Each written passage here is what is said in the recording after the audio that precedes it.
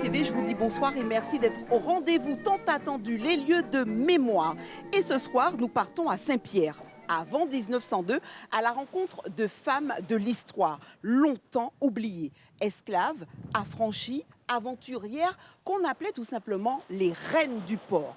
Avec nous, Marie-Michel Darcière, qui leur redonne voix, n'est-ce pas, à travers son travail. Elle est conférencière, mais pas que, elle est surtout passeuse de mémoire. Madame Darcière, ça va? Ça va très bien, Régine. Saint-Pierre, on y retourne encore une fois. Mais Saint-Pierre, avant 1902, à quoi ressemblait la ville, Madame Darcière?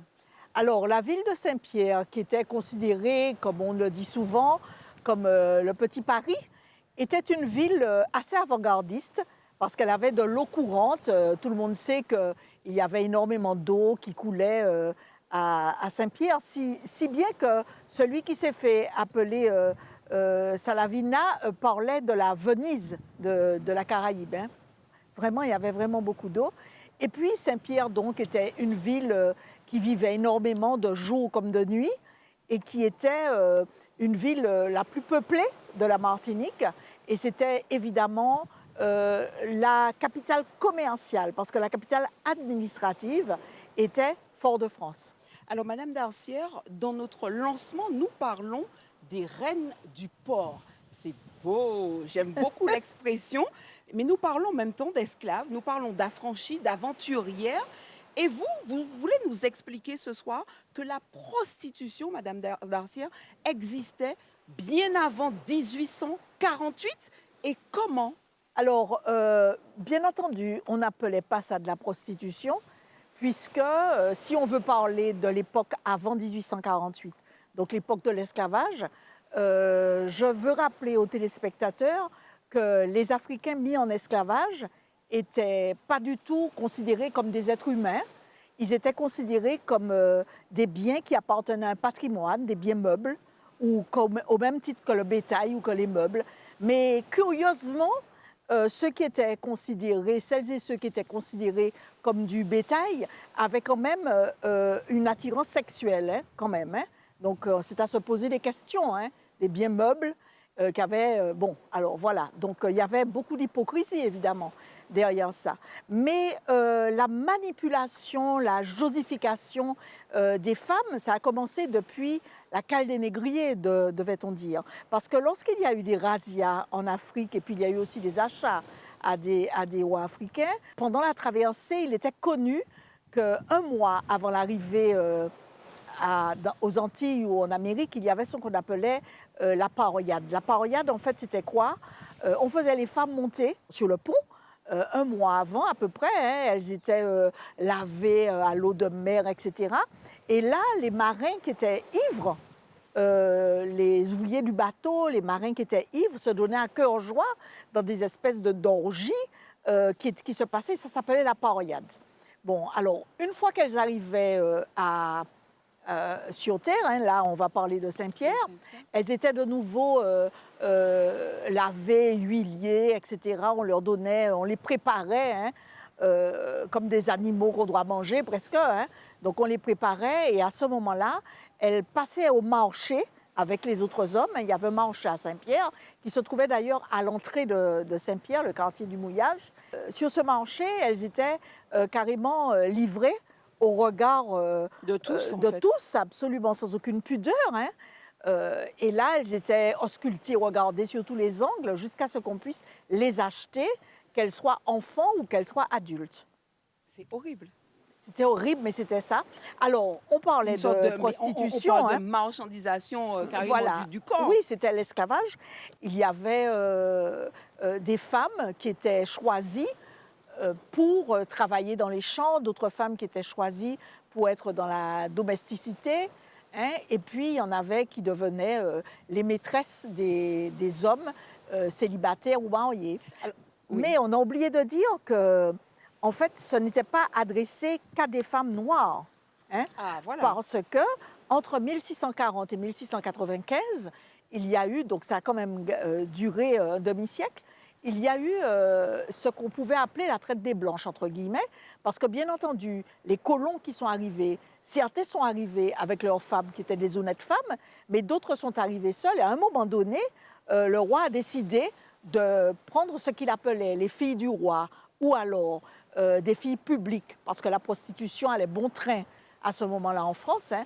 Donc, il y avait des convois de femmes qui étaient d'anciennes prostituées, qui sont arrivées à la Martinique pendant ces 50 années et qui venaient pas seulement à la Martinique, Guadeloupe, etc., et qui venaient, si vous voulez, dans les îles pour trouver de quoi fonder un foyer et retrouver une certaine honorabilité.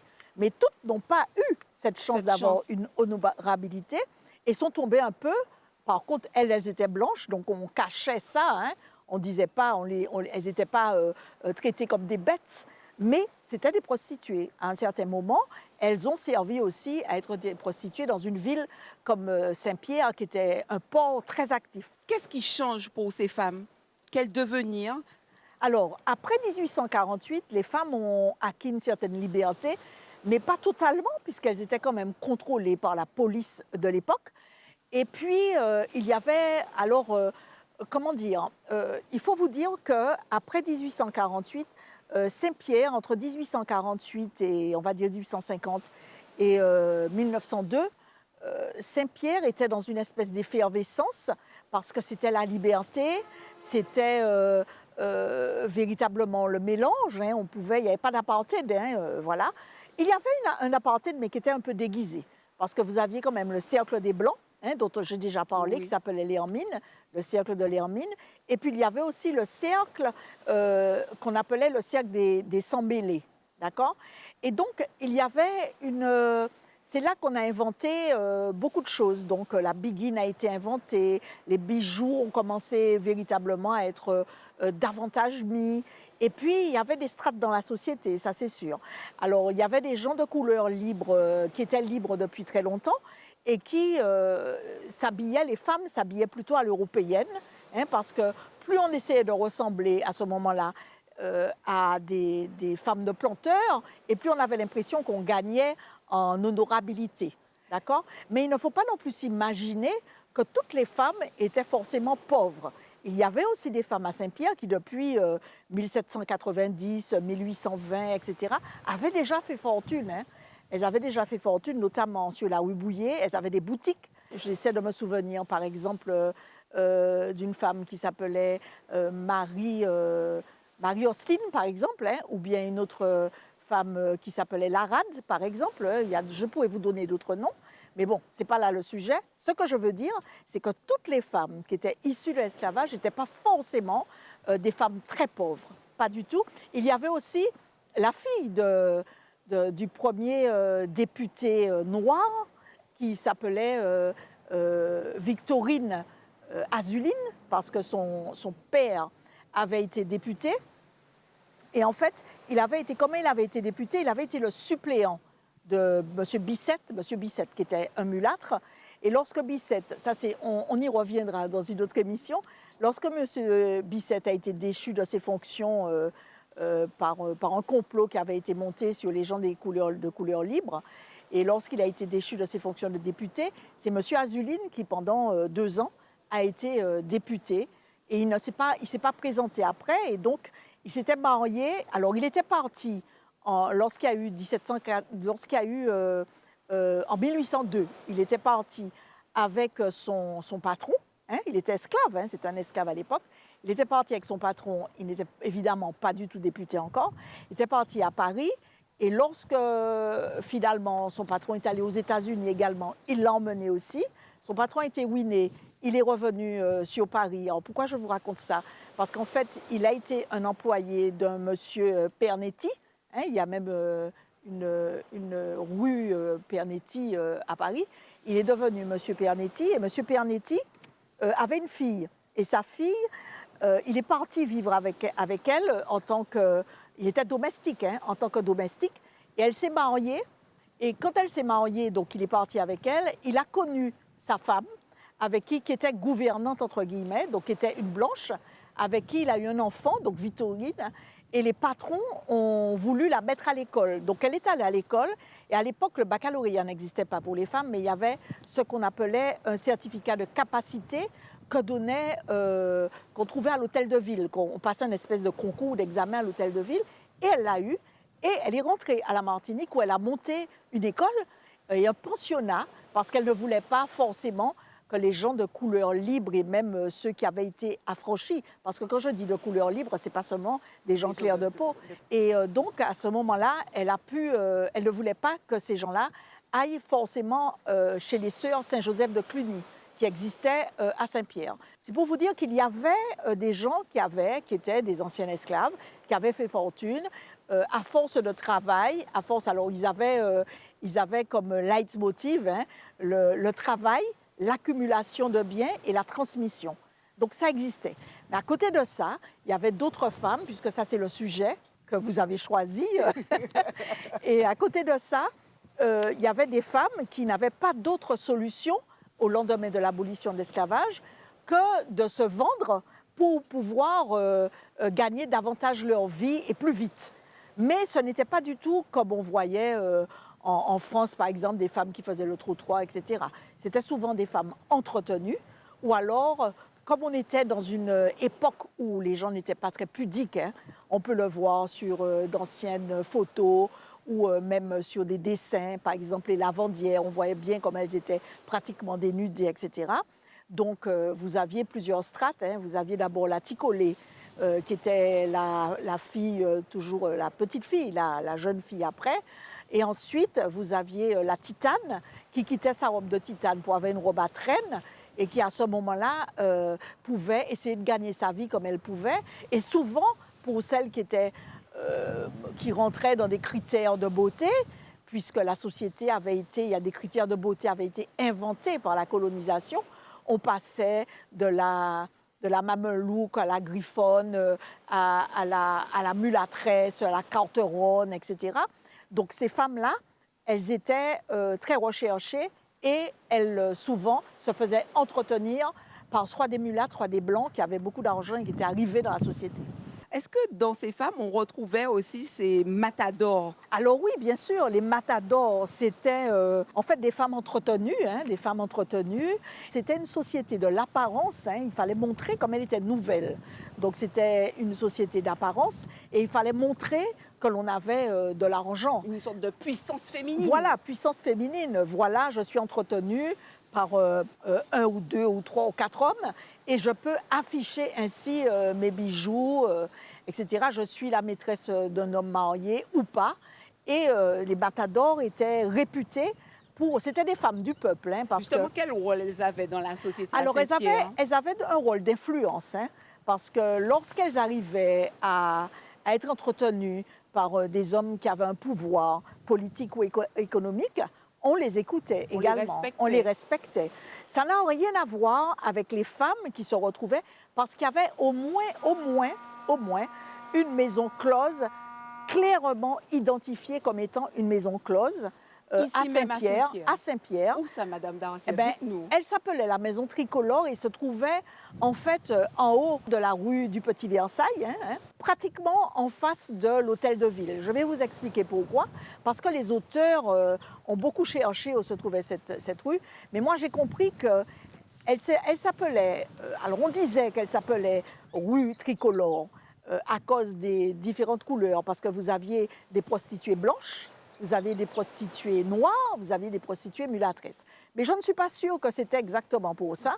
C'est parce qu'en face, elle se trouvait pratiquement en face du morne tricolore et de l'habitation tricolore. Alors, est-ce que c'était un lieu de référence? On disait, oui, vous allez à la maison tricolore en face d'eux.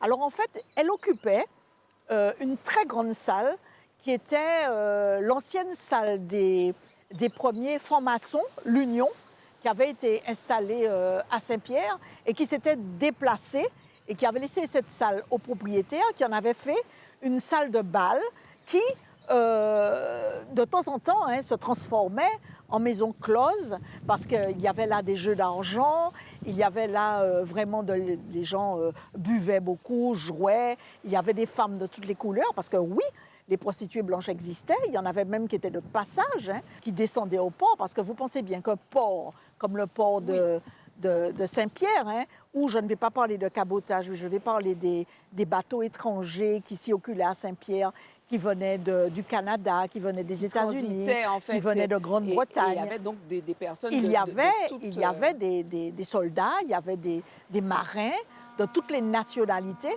Et évidemment, ces marins-là avaient besoin de s'amuser, ils avaient besoin de sexualité aussi, disons-le. Et cette maison tricolore était une maison qui accueillait en permanence cette espèce de façon de vivre, hein, qui était évidemment très réprimée par le côté un peu catholique, etc., mais qui en même temps avait son rôle social, hein, avait son rôle social. Alors, il y avait bien des ambiances nocturnes. Alors oui, les ambiances nocturnes existaient bien. D'ailleurs, Lafcadio Hearn, dans son livre Esquisse martiniquaise, le raconte bien. Le soir, on dit que Saint-Pierre s'éveillait à la lumière des réverbères parce que il y avait, on mettait des lampes à huile et Saint-Pierre avait de la lumière, notamment sur la place Bertin, du côté du mouillage. Et il y avait des salles de bal également, hein, qui ouvraient le samedi et qui fermaient le dimanche matin très tôt. Alors vous aviez par exemple le Palais de Cristal qui se trouvait à peu près en face de la Bourse, mais qui tenait sur une grande maison, puisque de l'autre côté, c'était pratiquement en face de la cathédrale que vous voyez là. Il y avait quoi comme, c'était quoi comme activité là-bas? C'était une salle de bal qui ouvrait, une salle de bal qui ouvrait le samedi vers 19h et qui fermait le dimanche matin.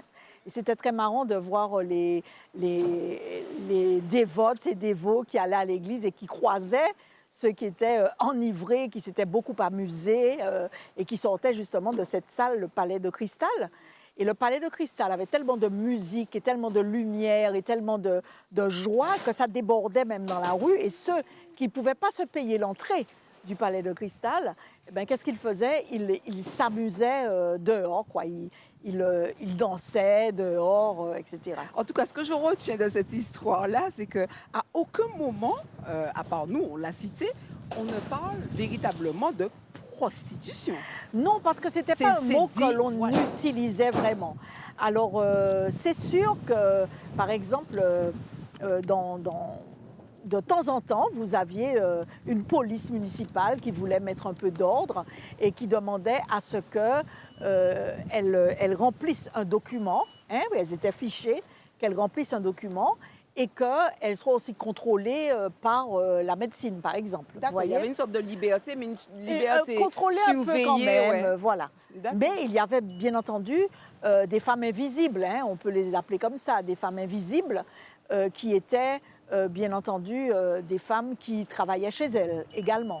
Et puis vous aviez déjà, depuis l'époque de l'esclavage, il y avait ce qu'on peut assimiler à des proxénètes, c'est-à-dire qui procuraient des femmes à d'autres personnes, hein, à des planteurs, etc., ou alors carrément qui vivaient en concubinage avec des personnes qui se prostituaient et qui derrière ramassaient le pécule, quoi, ça arrivait.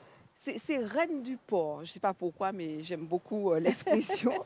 Qu'est-ce que nous apprennent, nous enseigne vraiment sur l'histoire justement des femmes, mais surtout sur notre mémoire justement collective? Ben, ce sont des personnes qu'il faut bien garder de juger, surtout à cette époque-là où finalement il fallait travailler pour nourrir ses enfants, hein.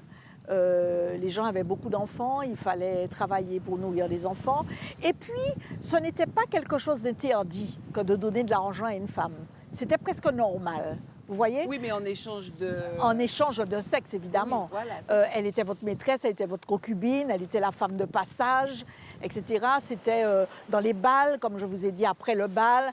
Il y avait d'autres salles de bal aussi, comme par exemple le bal du Four, qui se trouvait du côté du pont de Pierre, par exemple, où vous aviez Rose Tikongo, qui était la reine de la soirée, qui dansait. Alors, pour y accéder, c'est un espèce Mais ça me d'escalier. dit quelque chose, Rose Tikongo. Mais oui, il y a beaucoup de chansons Oui, qui ont autour été de... faites. Complètement. Hein. Oui, par exemple, il y avait aussi chez Gros Bello. Bello, ça doit vous dire quelque chose Ah non, aussi. Bello, non, ça me dit pas. Oui, c'était dans des. Comment vous m'avez dit ça des fois? Bello, Vous- il était vous êtes- passé dans des chansons de carnaval. Je n'ai pas chanté parce que je chante pas.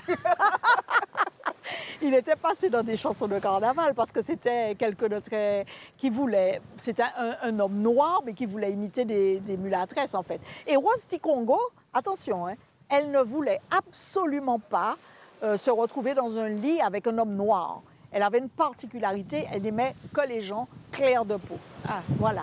Et puis il y avait le bal des mulâtresses, hein, qui se trouvait au cercle des Sans-Mêlés, où on ne laissait rentrer que des blancs et des mulattes. Parce que, bien entendu, les mulâtresses espéraient trouver un parti. Elles avaient la réputation d'être très belles. Et puis, on leur avait fait, les journalistes de passage leur avaient fait une réputation, puisqu'il faut toujours se remettre dans le contexte. Cette espèce de dégradé de couleurs de toutes sortes n'était pas connue du tout, hein, en Europe.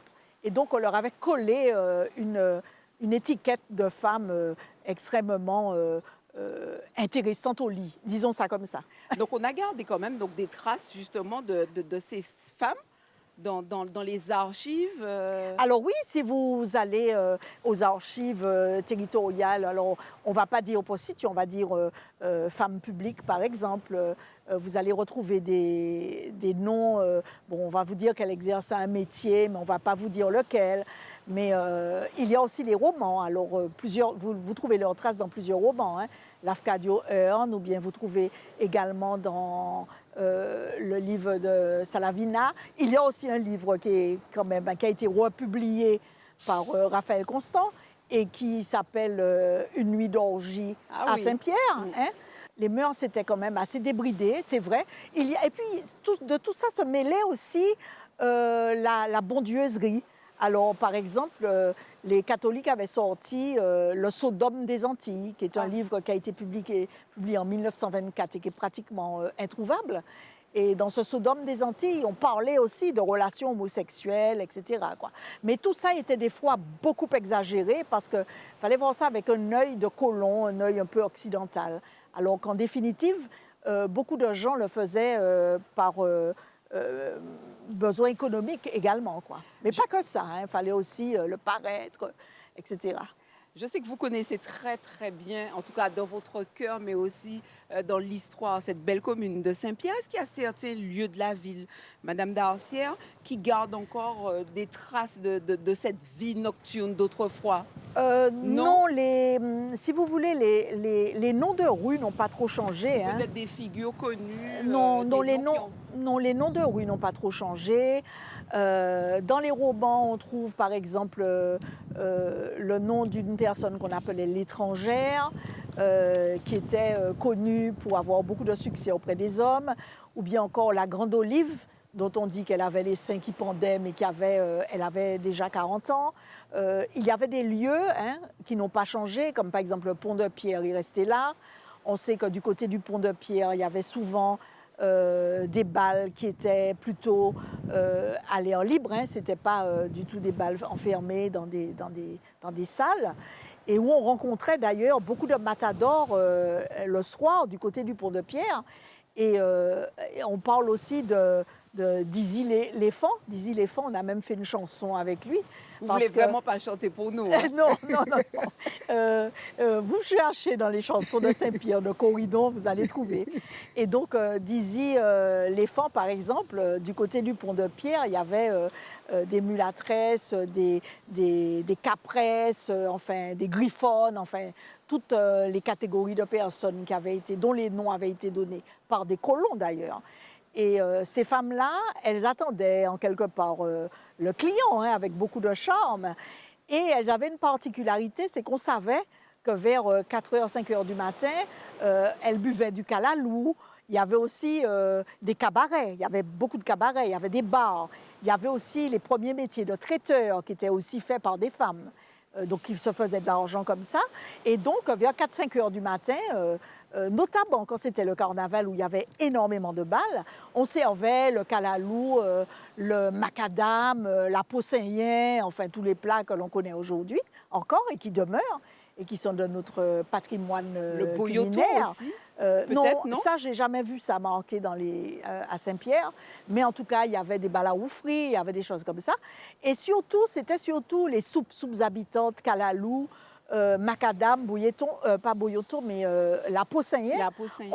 Et puis aussi des fritures. Donc, c'était vers 4-5 heures du matin, on trouvait ça. Comment ces femmes ont traversé justement, du coup, ce drame-là de la ville?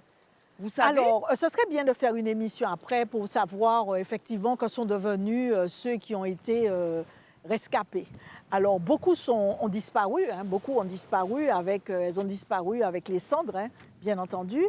D'ailleurs, on a retrouvé beaucoup d'or à Saint-Pierre, hein, qui était forcément l'or des matadors, mais aussi l'or des gens qui avaient fait de l'argent, puisque, comme j'ai dit, même les gens de couleur libre avaient réussi à se faire un peu d'argent, les planteurs aussi, etc.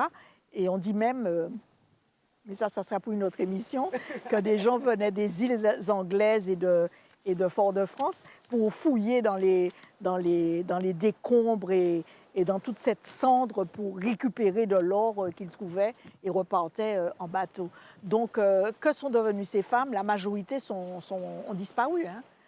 D'autres ont réussi à partir avant l'heure. Elles sont parties vers Trinidad, la Guyane, les îles anglaises, même Paris, parce qu'on avait, le gouvernement leur offrait le voyage sur Paris. Le 15e arrondissement et le 14e étaient des arrondissements choisis par la communauté antillaise, d'ailleurs, pour ça. D'autres sont allés en Guadeloupe, par exemple. Donc, en tout cas, les femmes appelées les filles de joie, elles ont disparu avec la catastrophe. Mais certainement pas la mentalité qui a demeuré, et parce que c'est le plus vieux métier du monde. Toujours présente, voulez-vous dire par là, madame, à Oui, c'est Saint-Pierre? le plus vieux métier du monde, donc c'est quelque chose que l'on ne pourra jamais effacer, Qui ne va pas disparaître ainsi. qui ne disparaîtra pas, quel que soit le pays, quelles que soient les convictions religieuses ou pas, c'est un métier qui disparaîtra jamais. Ces femmes qu'on appelait donc les reines du port ont laissé bien plus qu'un souvenir, une empreinte de liberté et de feu, n'est-ce pas? Dans l'histoire même de Saint-Pierre, on peut le dire. Oui, on peut le dire parce que c'est vrai que c'était des femmes totalement libres, libres de leur corps, libres de leur façon d'être, de penser, libres économiquement également. Et même lorsqu'elles pouvaient avoir un type, un gars qu'elles entretenaient, etc., la Pierrottine avait la réputation d'être une femme de caractère. Elle ne se laissait pas faire. Vous en avez peut-être un peu aussi de ce caractère, si madame vous le dites, Darcière, Régie. à force de rester à Saint-Pierre. Sous les cendres, n'est-ce pas, leur mémoire en tout cas reste vivante. C'était votre émission Antiepeya au cœur même de Saint-Pierre avec madame Marie-Michel Darcière, conférencière et aussi passeuse de mémoire. On se retrouve très bientôt, madame Darcière, Avec plaisir, pour un Régine. autre sujet. Pas oublier, émission Tala, c'est à Z.